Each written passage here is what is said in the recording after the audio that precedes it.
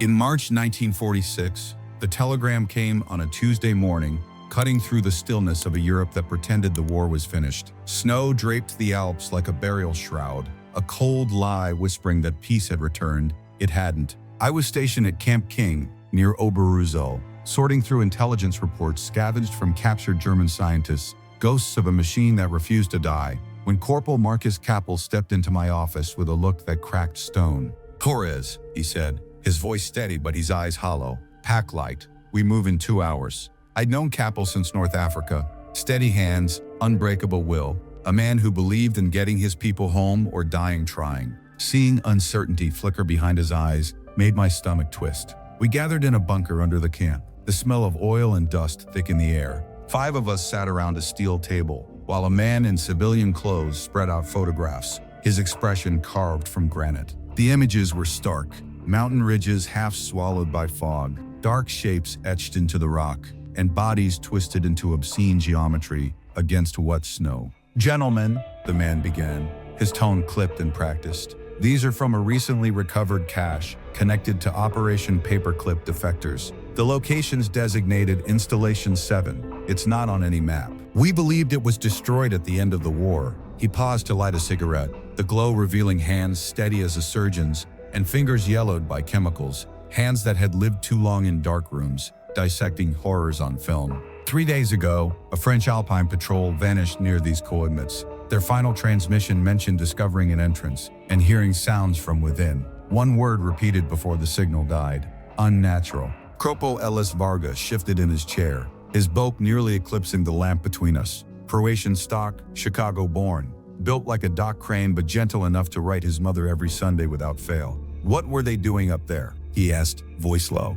"That's what you'll find out," the civilian answered. "Your orders are simple: infiltrate, document, and if necessary, erase. Whatever the Nazis built there cannot reach Soviet hands." Private Daniel Kellerman, our explosives man, asked the question we were all thinking, "And if we find anyone alive?" The man's eyes met his, flat, colorless. "There are no survivors. There can't be." The rest of the briefing felt mechanical, but the words crawled under my skin. He showed us maps, other facilities like Installation 7, all supposedly destroyed, all except this one. A name surfaced again and again: Dr. Wilhelm Steinberg. The room seemed to tighten when the civilian said it. Even Barta, our interpreter and code analyst, stopped scribbling notes. Steinberg had been expelled from the University of Berlin for unethical experimentation, a phrase that barely scratched the surface. The Nazis had given him funding, bodies, and the freedom to chase his madness. Steinberg believed humanity's evolution had stalled, the civilian said,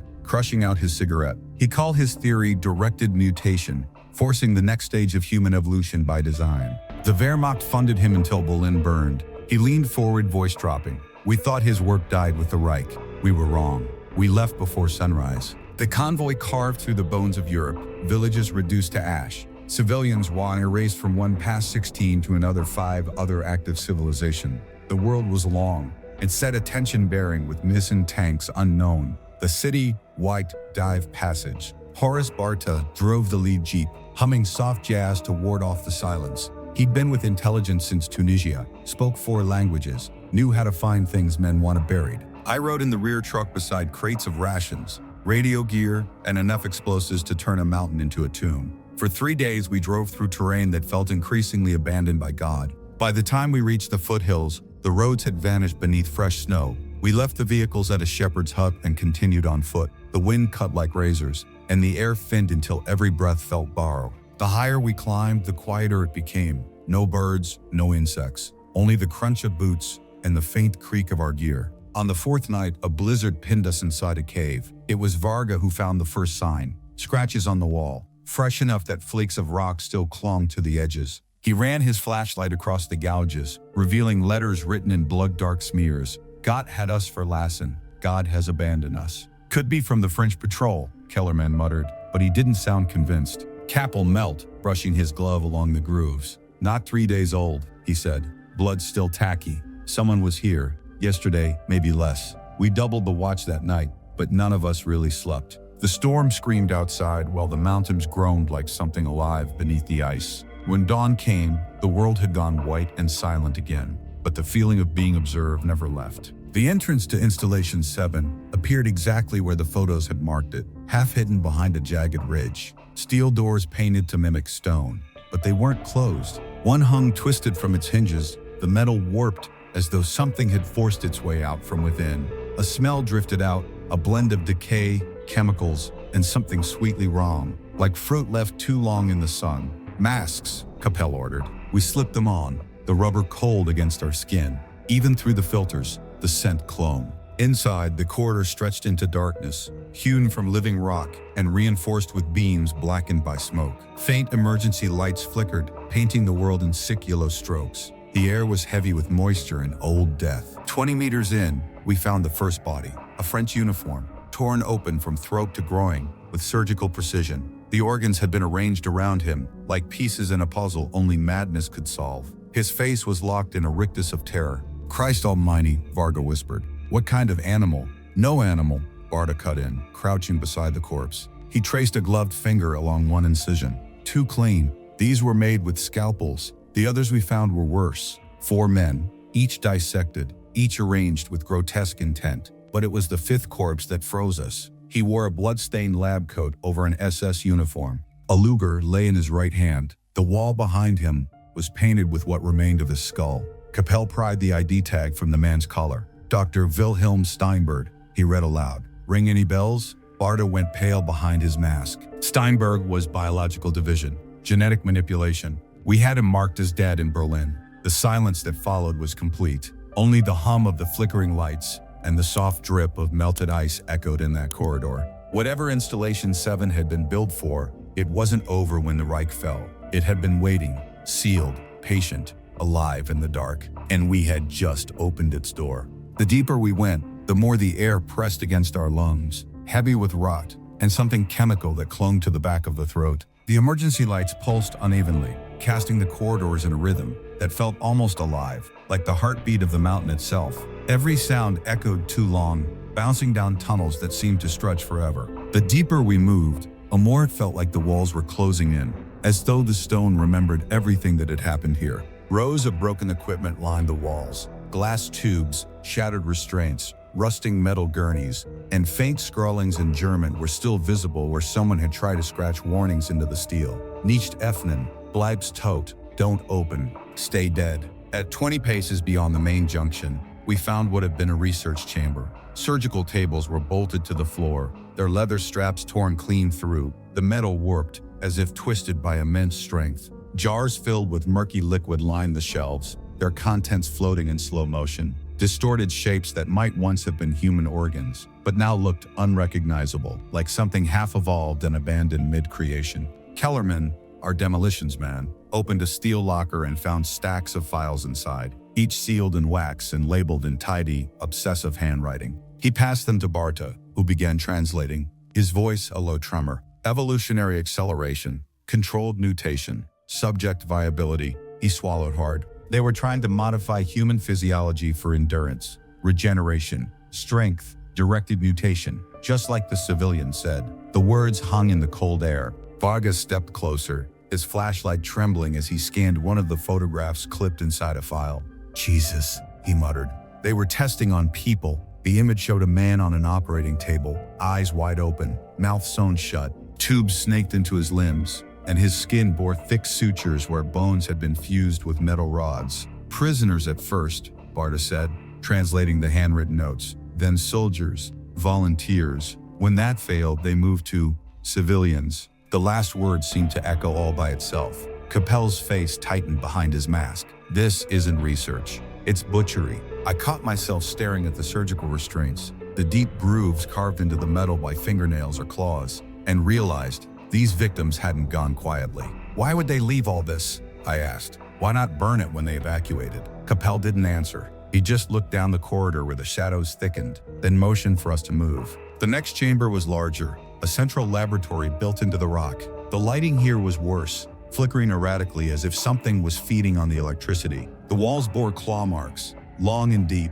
scoring the steel as though something trapped inside had tried to dig its way out. And in the middle of the room stood a single surgical table, would be Daja, and scattered. The metal was folded, not broken, and the clamps that had once held something down had snapped like twigs. "Whatever was on this table," Varga said softly, "it got loose." The words had barely left his mouth when a faint sound drifted through the ventilation shafts, a noise that made my stomach twist. It wasn't quite human and not quite animal. A mixture of laughter and screaming, distant yet close, like something remembering how to make sound. Barta's head snapped toward the ceiling. "That came from below," he whispered. "Lower levels. We're not alone," Capel said grimly. "Kellerman, how long to rig this place for demolition?" 2 hours minimum, if we want the whole mountain to come down." "You've got one," the sergeant replied. "Torres, help him. Varga, Barta, you're with me. We clear the lower levels and make sure nothing walks out of here." I followed Kellerman, and together we began planting the first charges at key structural points, junctions in the tunnels, support beams, and stairwells. My hands worked automatically, but my thoughts kept circling back to the photographs, to those malformed faces, the hollow eyes. They had started as men, now they were something else. 30 minutes into the job, the lights died, without warning. The world dropped into complete darkness, and in that single breath before the emergency lights flickered back on, I heard it, scratching. Not footsteps, not rats. Scratching inside the walls. Big, slow, deliberate. Kellerman looked at me, his pupils huge in the dim light. "Tell me you heard that." I nodded. The radio on my chest crackled, then erupted in static and gunfire. Capel's voice burst through, sharp and breathless. "Contact. Lower level. Jesus Christ, it's still alive. God help us." Then silence. I grabbed my rifle and ran, Kellerman on my heels. The sound of gunfire echoed faintly through the tunnels, then stopped as abruptly as it had begun. We followed the smell before we saw the light. Formaldehyde, cordite, blood. When we reached the surgical theater, the scene throws me where I stood. The room looked like a battlefield. Glass shattered, tables overturned, chemical fumes hanging like fog. Capel was reloading, hands shaking. Vargas stood at the far wall, rifle trained on the shadows beyond the broken lamps. Barta was motionless, staring down at something on the floor. "Report," I managed. Capel's voice was tight. "It's dead." He gestured with his rifle. "I think." I stepped closer, my boots slipping on blood-slicked tiles. The thing on the floor had once been human. Its skin was the color of ash, marbled with black veins. The chest was bare, surgical scars mapping the body in a pattern of experimentation and pain. Its skull was elongated, as though its brain had outgrown the bone. Its hands ended in bone blades instead of nails, and grooves in the concrete showed how it had dragged itself before dying. "We put 30 rounds into it," Capel said, voice cracking. "It didn't stop until Varga hit it in the head."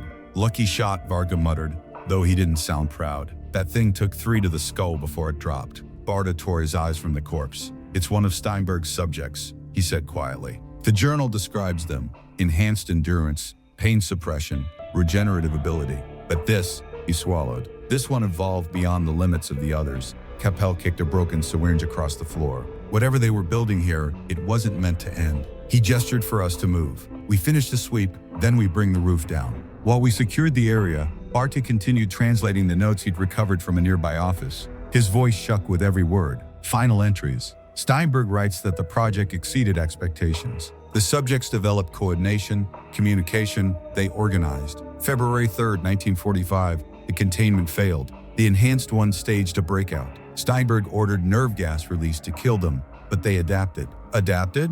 Varga repeated, incredulous. "They breathed it," Barta said hollowly, "survived it. He sealed the facility, destroyed the exit codes. His last note says he would end his life before letting them escape." "Then who opened that door?" Kellerman whispered. No one answered. Before the question could linger, Varga's radio flared weakly, base command, barely audible through static. "Sergeant Capel, priority message. Soviet forces approaching your position. Estimated arrival, 4 hours. Complete mission immediately." The line died. Capel exhaled slowly. "We blow it. Everything. No trace, no evidence." We barely had time to nod before something moved in the dark beyond our lights. A flicker, a blur, a reflection of eyes that weren't human. Then came the sound of metal scraping against metal. They weren't gone. They had been watching, learning, waiting for us to finish the job they couldn't. And now they were coming. The attack arrived, like a thought we had not had yet. A conscious rush of bodies that turned the lab into a theater of living hell. Muzzle flashes carved the corridor into white slashes and black abysses, each burst revealing faces that had been butchered and rebuilt, eyes catching light like shards of glass. Their limbs were wrong in the small ways that make everything monstrous. elbows with an extra hinge, knees that bowed outward, fingers tipped with bone blades that sang through the air when they reached. We fired until our rifles glowed and the concrete ran with blood, and the bodies fell and kept moving.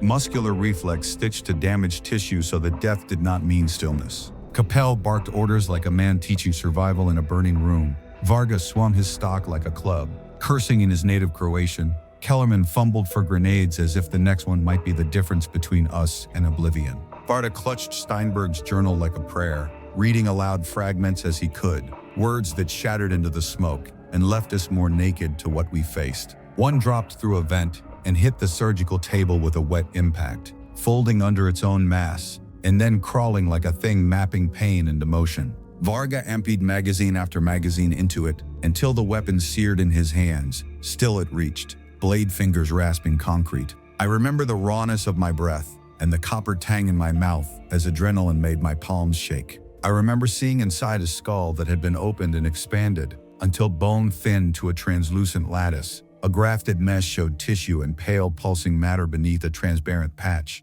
Its eyes were clusters, many small lenses moving independently to track threats, and its mouth opened on rows of human teeth multiplied and sharpened into a grin that suggested the wrong kind of hunger. We fell back, surged, and broke apart in a chorus of shouts. The facility smelled of ozone and melting plastic and blood. Logic fled and instinct took over. I grabbed a white phosphorus grenade, pulled the pen with a numb thumb, and hurled it into the corridor where a pack of them bunched like gray reeds. The explosion of burning smoke filled the passage, and for the first time, I heard a sound that was not quite a scream, a vibrating, aching noise that made my teeth ache. Phosphorus seared their flesh, and for a grotesque instant, the burns closed as if stitched, runes sealing before they could finish smoking. They healed in front of us, a monstrous efficiency that hit like ice. They were designed to endure. Flame could not finish them. Capel yanked Barda out of reverie and shoved the journal into his arms, and we ran down a pair of double doors into a corridor the briefing hadn't detailed.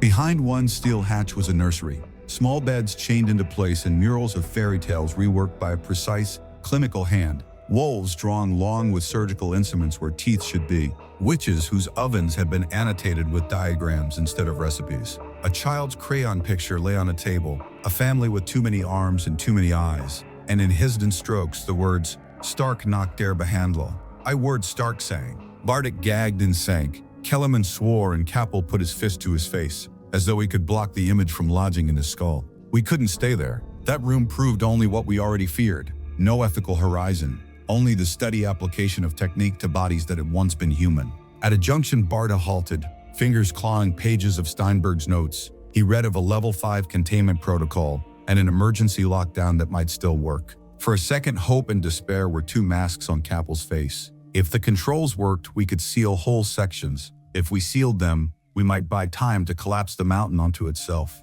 We ran, corridors repeating their sick yellow light like a bad dream. Each corner could be a trap or the route to salvation. Level 5 felt like a prison within a mountain. Walls foot-thick with steel, heavy blast doors yawning at intervals, and cells behind reinforced glass that looked like cages for nightmares. 3 cells remained sealed, and through the panes we could see failures of the process. Half-formed bodies pressed to the glass, bones protruding through skin at impossible angles, mouths opening and closing in soundless loops. Barda's fingers flew over the controls until he found a lever with a symbol I didn't know. He pulled it, an alarm screamed. Blast doors began to drop with a finality that shook the floor. A window exploded inward as one of them threw itself through the breach, glass shredding its body, and the wounds closing even as it landed. This one was different, complete, perfected. Translucent skin showed muscles like wet rope and a deliberate, almost clinical intelligence in its movements. It cocked its head like a scientist watching an experiment and tried to speak. The sound was forced, guttural German twisted by reconstruction. Or kämpft ihr? Why do you fight? It wanted to record our motives as if we were an experiment. Then it lifted Barda with one hand and began to close its blade fingers around his throat. Instinct outran thought. A knife was in my grip, and I drove it up beneath the ribs, hunting for anything vital. Black blood poured over my hand, cold enough to make me drop the blade to my palm. The creature let go of Barta and backhanded me. The room tilted and I saw Kellerman and Varda fire until the thing's knees went. and the alien gleam in its eyes dulled. As it died, it smiled with a memory of humor and said a single broken English word. More. It was not a plea, it was a promise and a command. "Hey, don't waste it," replied the third. Compel slammed the control and steel shutters began to fall. But beyond the broken window, dozens were already moving, patient and coordinated, slipping through corridors like something that had learned the building's geometry. Capelleman checked the charges and said we had minutes.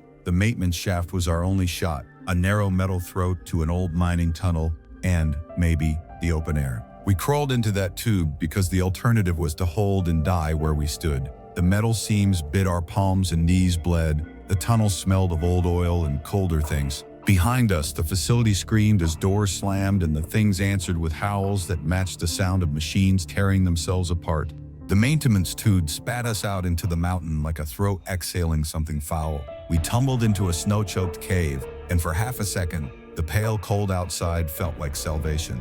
A clean edge after the rot of the facility. Snow stabbed my face and filled my mouth. The sky was a washed sheet of gray, and the air tasted of pine and real living world for the first time in hours. For a moment, the mountain was only wind and stone and the small, ridiculous miracle of sunlight. Kellerman's thumb hovered over the detonator, white-knuckled and trembling. 30 seconds, he whispered, but we all heard the countdown in our bones. Then the first of them came, elongated, folding itself like some insect out of the narrow tunnel, moving with that terrible, trained patience we'd watched in the control room. They didn't charge in a blind, bestial rush. They spread out in a semicircle, spaced with a professional, almost military geometry, eyes reflecting like wet glass. The so-called leader, the one we'd seen smashed through reinforced glass, stood like a conductor and watched us with a curiosity that was not quite human. It spoke in halting English then, clearer, as if practice made it better at mimicking speech. "You destroy our prison,"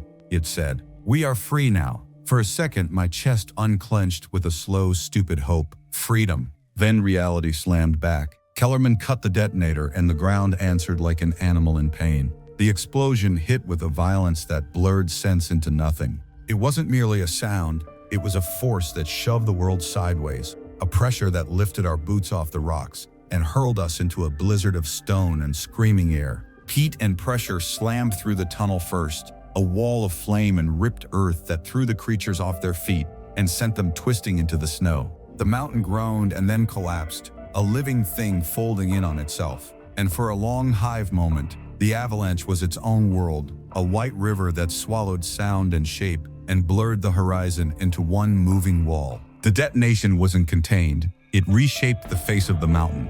Thousands upon thousands of tons of rock cascaded down, sealing the facility beneath a new face of dead stone. For a second after the world stilled, I lay under the wind of it and wondered if every inch of me would be buried forever with those labs and journals. When the snow stopped falling and the wind eased to an exhausted whisper, we dug ourselves free with numb hands and bleeding knuckles. Everything ached, lungs, ears, limbs, but we were alive in that shredded, holy way survivors are alive, shocked into a brittle gratitude by the fact of continued breath. Capel was the first I saw, hauling Barda to his feet with the slow, careful ferocity of a man who'd learned how to save others by force. Varga shoved snow from Kellerman's face, cursing softly as he dug through drifts until the explosive sergeant coughed and blinked and held up the detonator with a hand that wouldn't stop trembling. Around the rim of the new scar in the mountain, 3 of them stood, wounded, blackened, banded with frost, but moving with the uncanny regenerative calm we'd seen reaving the dead back to life in the lab.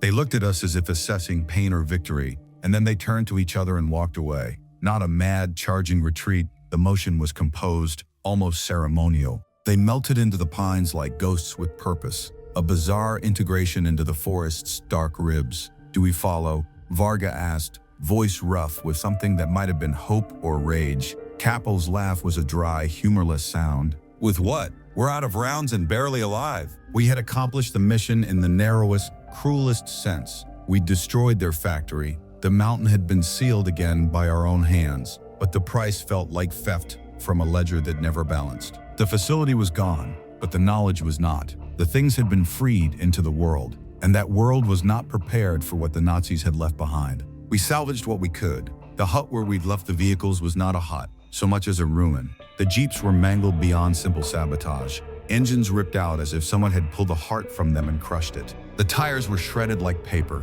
The steel was scored with a precision that suggested tools rather than claws. Someone, something, had taken time with the wreckage, leaving the hood of the lead jeep carved with a message in exact, careful German script. Danke, danke for the freedom. Thank you for the freedom. We stood in a ring around the ruined vehicles and did not speak, because speech felt too small for the scale of what we'd done and what we'd released. Who did they thank? Us, the men who detonated the charges, or the ones who had let them be made in the first place? The question chased itself into empty sky. We took what supplies remained, stacked them on our backs, and started the descent. The path down was not a trail but a memory in the snow.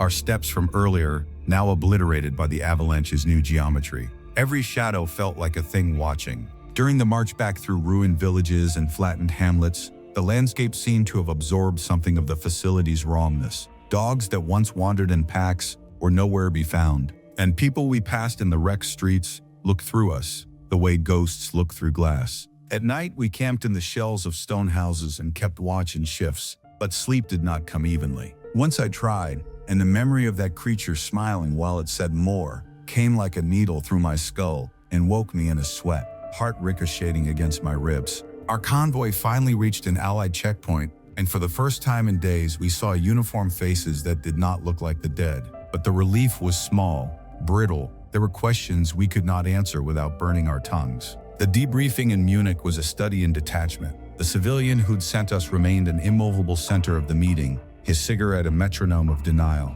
We turned the photos over, the journal pages that had fought their way out of the vault in Barta's pack. We told them about the children, the surgical lists, the specimens, the explode tables, the way the things moved and healed. The room absorbed our words like a sponge that had been rinsed and hung to dry. Faces gave nothing away. Then the civilian exhaled smoke and, with an efficiency I hadn't expected, replaced our narrative with a story the world could swallow. Combat stress, misidentified animals, hallucination. He said it like a verdict. The installation had been an ordinary German lab, he said. The bodies were conventional casualties. The creatures that walked away were called wolves. Mountain wolves, misread in the confusion of war. Official lines were drawn, commendations were promised for destroying an abandoned facility. We left the room with papers stamped with bureaucratic absolution and with a ringing absurdity in our ears. The mountain had closed, the lab was gone, and yet our boots still carried the ashes of what we'd seen.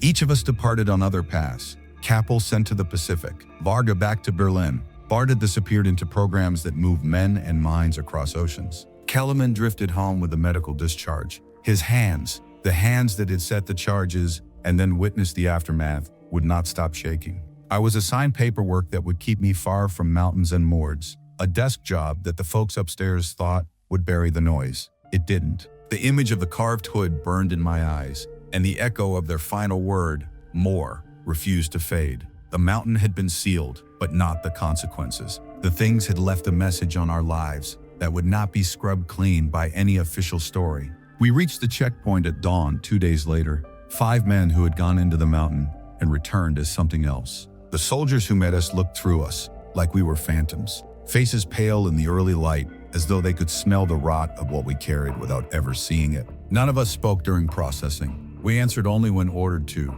our voices clipped, automatic, broken. The war might have been over for them, but it was still warring inside our skulls. They took our weapons, tagged our packs, and led us to a makeshift command tent where a medic glanced at our wounds like he didn't want to know their stories. By the time we were shipped to Munich for official debriefing, the silence between us had grown into a wall. The same civilian who had sent us, pressed and polished, his eyes the same color as ash, sat behind a steel desk when we entered. He didn't stand, didn't offer condolences. He only gestured for us to sit and began recording. "State your names," he said, "then tell me what happened at Installation 7. So we did. We told him about the entrance torn open from within, about the dissected soldiers, the laboratory levels, the surgical tables built for monsters. We described the sound in the vents, the things that moved in the walls, the experiments that walked and healed and learned to speak. We spoke of Steinberg's journals, of directed mutation and evolutionary acceleration, of nerve gas that failed to kill what was never truly human anymore. We gave him everything. The photographs, the documents Barta had saved, the coordinates, the carved message on the Jeep hood. And when we were done, when the room had gone heavy with our words, the civilian leaned back, exhaled a thin stream of smoke, and erased our story with the calm precision of a man wiping chalk from a board. "Gentlemen," he said, "what you encountered were ordinary victims of chemical exposure. Hallucinations are common after prolonged combat stress. The bodies you saw were deformed by decay, not design. The facility was a standard German research site. You destroyed it to prevent Soviet capture. Mission accomplished." His words slid over us like disinfection, cold, stinging, impersonal. "That's not," Capel began, but the civilian's voice sliced him off. "That's what happened," he repeated. "And that's what your official report will say." We stared at him in silence, and for a moment I thought Varga might leap across the table. The big man's jaw clenched so hard the veins stood out in his neck. But in the end, he said nothing. We all knew the truth didn't matter anymore. Orders had replaced reality. We were dismissed with commendations, transfer papers, and an unspoken warning stitched into every signature. Barta was taken elsewhere, classified reassignment, they called it. Kellerman went home with trembling hands that could no longer handle a trigger. Varga was sent back to Berlin to work in post-war intelligence. Kappel received a new deployment to the Pacific, and I was left behind in Frankfurt, chained to a desk counting the dead in columns and rows, another ghost buried under bureaucracy. They thought paper would silence what we had seen. They didn't understand that silence makes memory louder. Weeks passed. I tried to forget, tried to make peace with the idea that maybe we'd imagined it, but the dreams came. Every night, I was back in the lab, the flicker of sickly yellow light, the sound of claws scraping steel, the smile of the one that whispered more. The nightmares never ended. They evolved, like the creatures themselves. Then, a few months later, the reports began to surface. A farming family outside Innsbruck found torn apart in their home. The newspapers called it a wolf attack, but I saw the photos, organs removed, laid out in deliberate patterns, surgical, ritual. Their youngest daughter was missing, blood leading into the forest. 6 months after that, a Soviet patrol vanished in the same region. 20 men, armed to the teeth, erased without trace. The official statement claimed desertion, but a contact in intelligence passed me a line from a survivor's account. The men had found tracks too deep for any man or bear, and carved into a nearby tree were 2 words in rough Cyrillic: "We resiving self, we evolve." It was all happening again. The laboratory was buried, but the knowledge had survived, moved, adapted, multiplied. I compiled everything I could find into a report and sent it through channels. It came back stamped, classified, destroyed. My CO summoned me the next day and told me, with a rehearsed gentleness, that any further investigation would be considered a breach of national security. He said it kindly, as though he was warning a sick friend not to hurt himself again. That night I sat in my small Frankfurt apartment and listened to the wind scraping against the windows. For a second, I could have sworn I heard something inside the walls, a faint, dreading scratch that carried a rhythm almost like breathing. I told myself it was the pipes, the cold, the ghosts of my imagination. But even now, I'm not sure. I was discharged in 1947 for medical reasons, a polite phrase meaning, "We don't want you talking anymore." They called it combat trauma, recurring hallucinations, paranoid ideation. Maybe they were right about the nightmares, but not about the delusions. I knew what I'd seen. The others did too, though we stopped writing it down. The war had ended, but it never left our lungs. I tried to build a life in America, in a town small enough to forget history. Oregon's mountains reminded me too much of the Alps, quiet, watchful, hiding their own ghosts under pine needles and fog. I married once, it didn't last. Some nights she said I would wake up shouting orders, clawing at the air. After that, the bed stayed cold, and I preferred it that way. I buried myself in paperwork jobs for the Veterans Administration, trying to pretend the world was sane. Then, in 1952, Kellerman found me. He looked older than his years, gaunt, eyes sunk deep, hands trembling worse than before, but his voice carried a terrible clarity. "They're here," he said. I remember the way the word day dropped like a stone in my gut. He told me about a facility in Nevada, a restricted base in the desert where night shipments arrived under canvas tops. He'd gotten a janitor's job there, sweeping floors and emptying bins. He thought it was just another atomic project until he saw the reinforced glass cells, the surgical tables, the documents stamped with the symbol he recognized from Steinberg's files. Same diagrams, he said. Same cross-sections, same handwriting. He spoke like a man trying to outrun his own breath. They're not trying to stop it, Torres. They're building their own versions. My blood went cold. How do you know? I asked. He reached into his jacket and pulled out a photo. Grainy, taken through a chain-link fence, a cage and a hanger, a shape half shadow, half human. Too long, too still, and the eye. One eye catching the camera flash, glowing like a cat's. I cleaned the floor after they moved it, he whispered. They said it wasn't dead, just dormant. For weeks after that, I couldn't sleep. I started writing reports again, sending letters to senators, journalists, old contacts from Camp King. No one replied. 2 weeks later, Kellerman was found dead in his apartment. They called it suicide, but I saw the body. I bribed the morgue clerk to let me look. The incisions were clean, surgical, the organs removed and rearranged, same as in the Alps. No blood spatter, no hesitation. It wasn't suicide, it was a continuation. I left the city that night. Varga contacted me through military channels months later. The letter was short, written in the blocky hand of a man who no longer trusted pens. They walk among us now, it said. They've learned to hide. Trust no one who heals too quickly. I burned the letter, but not before memorizing every word. Varga was found dead 3 months after. Another suicide, they said. Another closed casket. Varda's name vanished from records altogether, scrubbed clean, as though he'd never existed. But sometimes, late at night, I'd see academic journals under new names, papers on adaptive genetic recompensation, directed human optimization, neural lattice regeneration. The phrasing, the formulae, they were Steinberg's. The handwriting had simply changed hands. It became clear then, what no one wanted to admit. Installation 7 hadn't been the end of something. It had been the beginning. The technology survived, not as myth, but as research quietly absorbed into new regimes. Ours, the Soviets, anyone hungry enough to own the future. Even Kappel, unshakable as stone, couldn't outrun it. In 1955, a package arrived at my door with no note. Inside was a black and white photograph taken in some South American jungle. A makeshift surgical table stood beneath a canopy of vines. A body lay open on it, dissected with that same precision I could never forget. But behind it, half shrouded by foliage, something watched the photographer. Too tall, too still, not hiding, observing. I flipped the photo over. Written in faint pencil were 2 words, still evolving. Kappel's obituary appeared 6 months later. A training accident. A decorated soldier with 20 years experience, dead during a routine drill.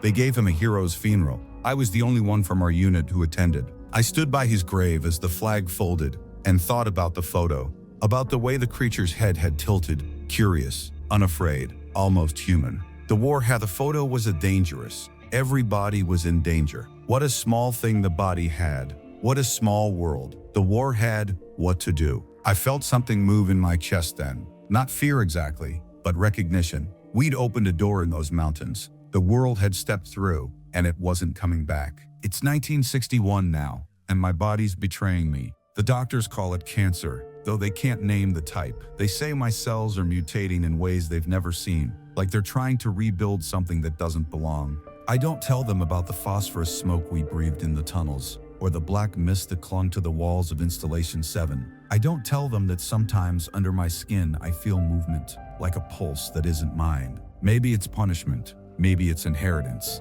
Either way, time is running out, and I have to leave the truth behind before the silence swallows it for good. They call me paranoid, delusional, a haunted relic of a war that refuses to die. But the evidence is out there for anyone who dares to look. The pattern never stopped. Disappearances in the Alps, unmarked facilities in Siberia, medical programs in Soviet gulags, where prisoners simply ceased to exist. The French in Algeria reported bodies dissected with surgical precision. The British in Malaysia found an entire platoon torn open in ways that mirrored the work of Steinberg's notes. And now the reports come from home, our soil, our labs, our hidden bunkers where men in white coats talk about directed evolution as if they invented the idea. They don't realize they're repeating the same madness we uncovered in that frozen tomb. Or maybe they do, and they just don't care. A few months ago, a young couple hiking the Rockies reported seeing something walking upright on the ridge above them. Tall, gray, silent. They described its eyes as intelligent, almost curious. The newspapers called it a bear sighting,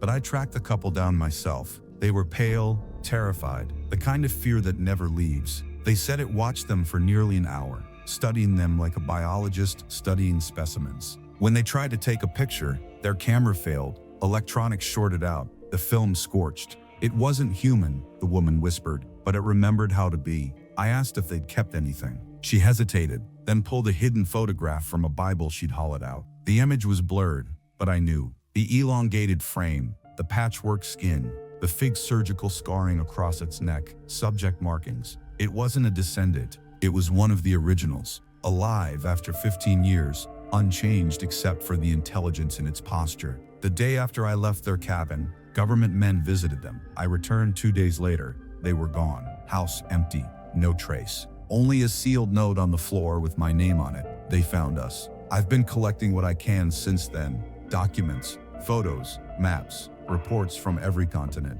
The incidents form a pattern, a quiet constellation of infection spreading outward from that mountain. Always near research facilities. Always near military zones. Always at the edge of civilization, as if they're watching, waiting. I've seen photos smuggled from Soviet labs. Same experiments, same failures, same black handwriting labeling samples with Steinberg's terminology. One note, written in shaky English, came with them. We created our own, could not control. God help us all. There are no sides in this anymore. It isn't Nazis or Soviets or Americans. It's the same arrogance wearing different flags. The belief that humanity can be improved by cutting it apart and reassembling it in our own image. We thought we were gods once. Now we're prey. I can't prove any of this, not officially. The evidence keeps disappearing, reclassified, burned, denied. Even my own notes vanish from drawers I know I locked. The locks themselves show faint scratches,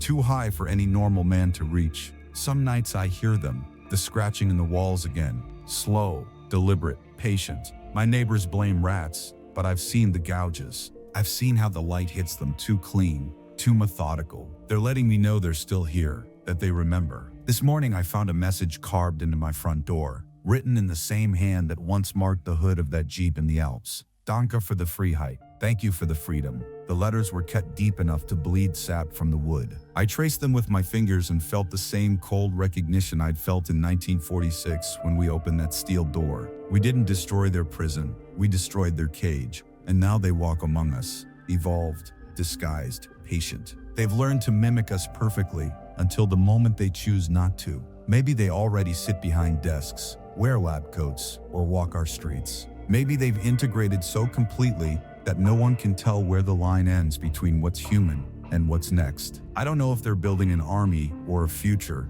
but I know this: they don't see us as their creators. They see us as the past. The war never ended. It simply changed into something we were never built to fight. And every time a scientist somewhere believes he can improve the species, every time a nation funds experiments in the dark, another door opens. We've opened too many already. I'm leaving everything I have, files, photos, coordinates, in a sealed package. If you're reading this, it means I'm gone, and they've come for me too. Do what you want with it. Burn it and forget, or share it and doom yourself to knowing. But remember this: if you ever see something that moves wrong, something that heals too fast, something that looks at you with too much intelligence, run. Don't fight, don't study it, just run. Because what we found in the Alps was never a myth. It was a beginning, and the ending is still walking toward us. So that's the truth, soldiers. What happened in those mountains was never buried. It just learned how to walk among us. If you ever hear scratching in the walls or see something that shouldn't heal, remember this story. I'm Captain Rebel. Stay alert, stay alive. And if you want more missions into the dark side of history, hit subscribe, drop a comment, and tell me what you'd do if they came knocking. Until next time, keep your weapon close and your eyes open.